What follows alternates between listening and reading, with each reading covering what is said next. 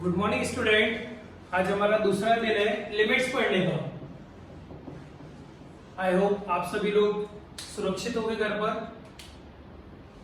अब जैसे लिमिट्स, कल मैंने आपको बताया लिमिट्स का मीनिंग होता है हद या उसकी अप्रोक्सीमेट वैल्यू। अप्रोक्सीमेट वैल्यू मैंने आपको कल ही समझा के दिया। अप्रोक्सीमेट यानी एक नियरली वैल्यू जिसको बोला जाता है उसको बोला जाता है अप्रोक्सीमेट। जैसे मेरे पास 99.99% है, इसी को हम लोग 100% भी बोल सकते हैं, क्योंकि इसका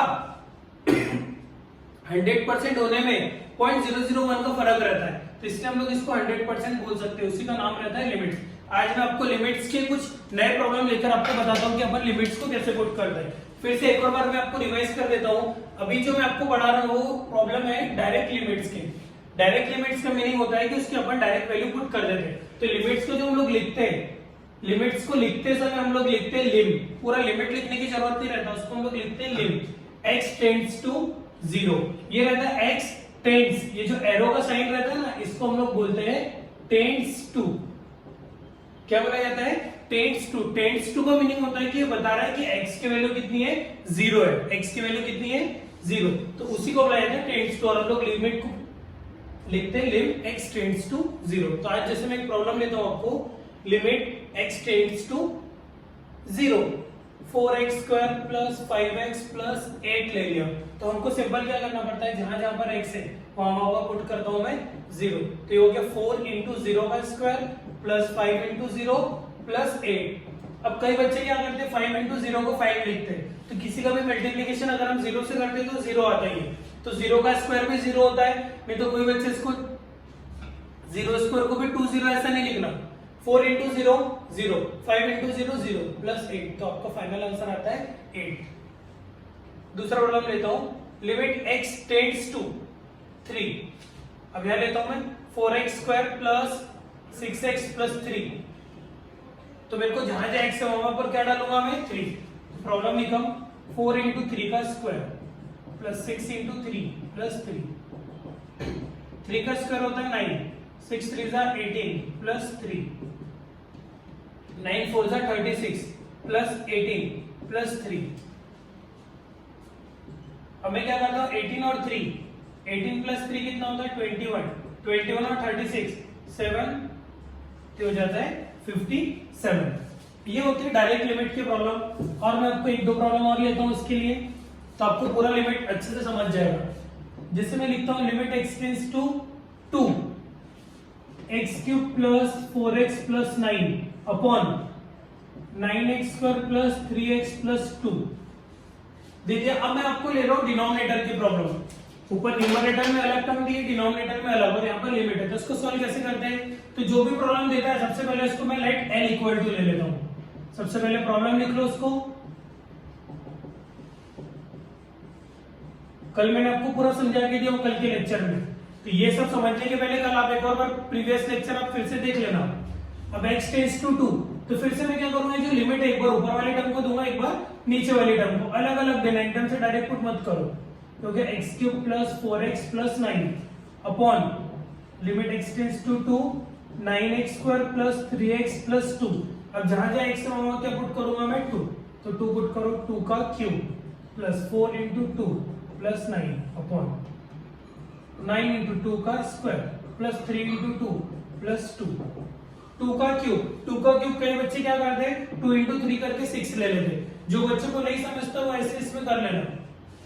मैथमेटिक्स में कोई कितना भी होशियार है पर थोड़ी थोड़ी गलती होती है, इसलिए हमारा पेपर खराब हो जाता है। तो गलती ना हो तो ऐसा अपन शॉर्ट में कर सकते हैं उसको। 2 2 जा 4, 4 2 जा 8 प्लस 4 2 जा सबको पता है 8 प्लस 9 अपॉन 9। अब हम 9 2 जा नहीं, पहले इसको अपन ऊपर मल्टीप्लाई करेंगे, होगा 4 प्लस 3 2 जा 6 प्लस 2 इक्वल टू, इसके बाजू में करना, ये हो गया 25 यानी 25 अपॉन 9 4 जा 36 प्लस 8, ये हो गया 25 अपॉन 36 प्लस 8 कितना होता है? 44। ये आपका आंसर हो गया 25 अपॉन 44। ये आपका फाइनल आंसर हो गया। अगर ये टर्म दोनों कैंसिल होती है कोई भी टेबल में तो कर सकते, नहीं होती तो एज इट इज आपको लिखना होता है। एक और एग्जांपल इसका बताता हूं मैं आपको।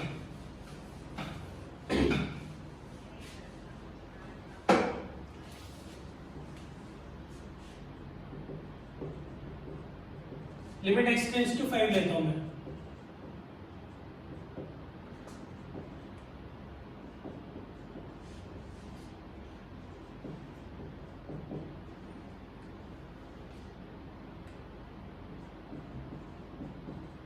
ये आपका एक प्रॉब्लम हो गया, लिमिट x टेंड्स टू 5। अब एक बार फिर से मैं क्या करूंगा, लिमिट ऊपर वाले को भी दूंगा, नीचे वाले को भी दूंगा।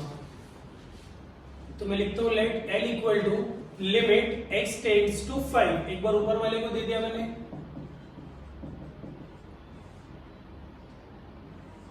अब यहीं पर मैं नीचे वाले को भी दे देता हूं। एक स्टेप थोड़ी कम कर दिया मैंने, 9x cube minus 6x minus 3। अब मैं क्या करूंगा, जहां जहां पर x है वहां पर पुट करूंगा 5। तो यहाँ पर पुट कर दो 5 इंटू 5 का square minus 3 into 5 plus 5 upon 9 into 5 का क्यूब माइनस 6 इंटू 5 माइनस 3।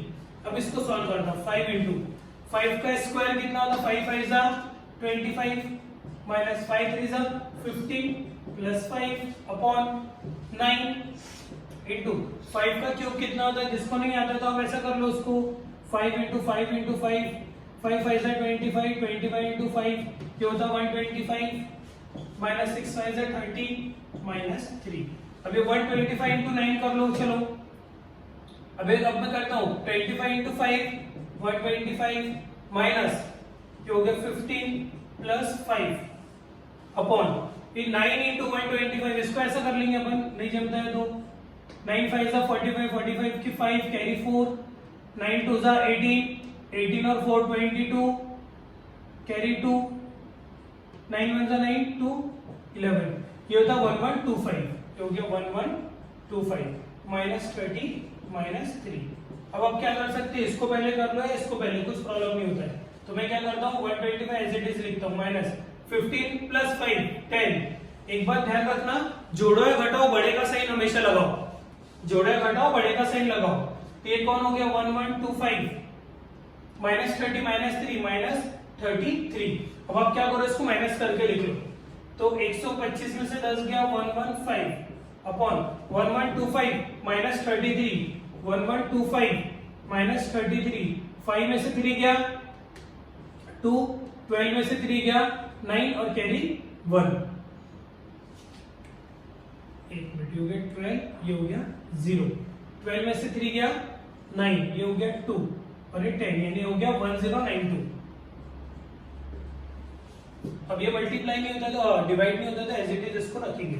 यहां तक ये मैंने आपको बता दिया, ये होती है आपकी डायरेक्ट मेथड। देखिए फिर से मैं बताता हूं, अलग अलग करो। 5 का स्क्वायर हो गया 25, 3 5 जा 15 प्लस 5, 5 का क्यूब होता 125, 125 इंटू 9 मैंने लिख लिया 1125। ये आपको इधर पे इसका सब्स्टिट्यूशन मैंने आपको पूरा समझा दिया। अब दूसरा प्रॉब्लम आपको समझाता हूं।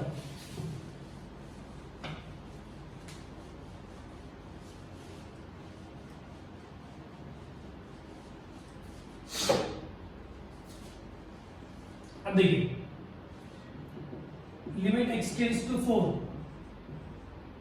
4x स्क्वायर प्लस 3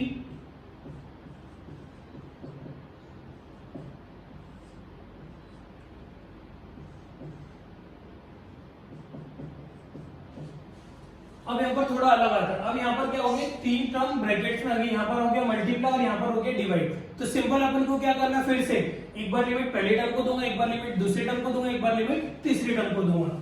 यहाँ पर ले दूंगा let l equal to limit x tends to 4, ये हो गया 4x square plus 3 into limit x tends to 4 9x square minus 9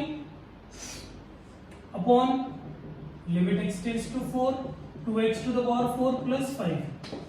अब फिर से जहां जहां x है वहां पर 4 रखता हूं, इधर पे 4 रखूंगा, 4 इंटू 4 का स्क्वायर प्लस 3, इसको भी करूंगा 9 इंटू 4 का स्क्वायर माइनस 9 अपॉन इधर भी रखूंगा 2 into 4 raise to the power 4 plus 5, 4 into 4 का स्क्वायर 4 4 जा 16 प्लस 3, 9 इंटू 4 का square 16 minus 9 upon 2 into 4 raise to the power 4 आपको नहीं आएगा तो अपन क्या करेंगे 4 इंटू 4 इंटू 4 इंटू 4 करेंगे।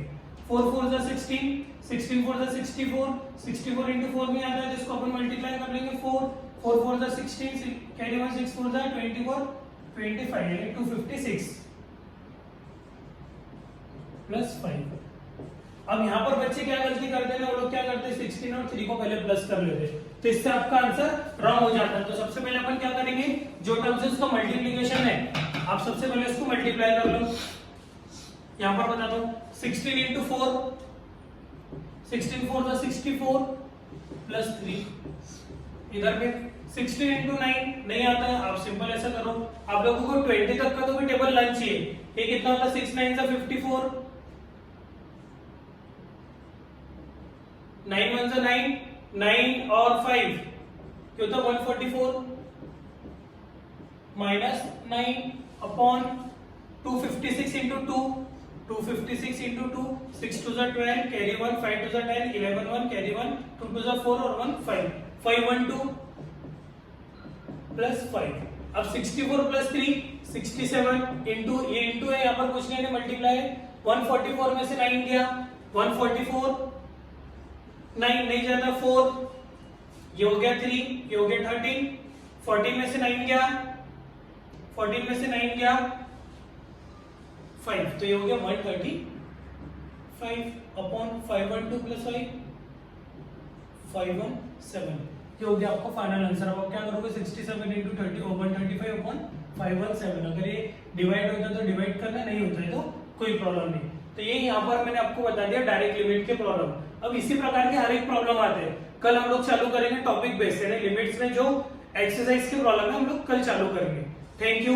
ये चैनल को आप सब्सक्राइब करिए और लाइक करिए और दूसरों से शेयर भी करिए, जो बच्चे देखना चाहते हैं उसके लिए। Thank you.